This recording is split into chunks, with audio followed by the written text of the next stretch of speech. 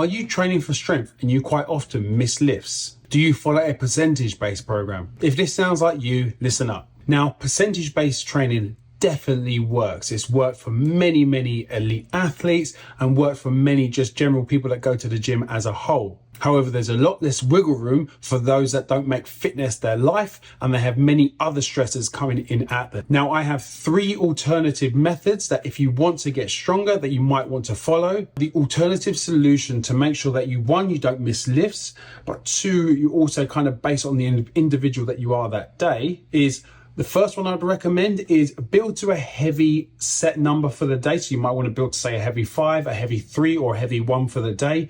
And then you're going to base some percentage work off of that heavy set of the day. Solution 2 is to base all your percentages off of 90% of your 1 rep max. This is also known as your training max. So basing off of 90% is because you should be able to hit 90% of your 1 rep max at any point at any time, no matter what stress levels you kind of have. So by basing your percentages off of your training max just means you've got a lot more wiggle room to make sure that you don't miss lifts. And that's one of the most important things when you're trying to strength train. You don't want to be missing lifts. And then lastly, my third alternative way of programming for strength is to give yourself ranges. So rather than building to 75% and doing a set there, you want to build to say between 70 and 75%. So you can kind of maybe hit your lower end range on a bit more of a tough day, and you can kind of build up to 75% if you're feeling pretty good. This just means it gives you more room to work with based on the individual you are that day. So I'd love to know, how do you train for strength? Do you base off a percentage-based model,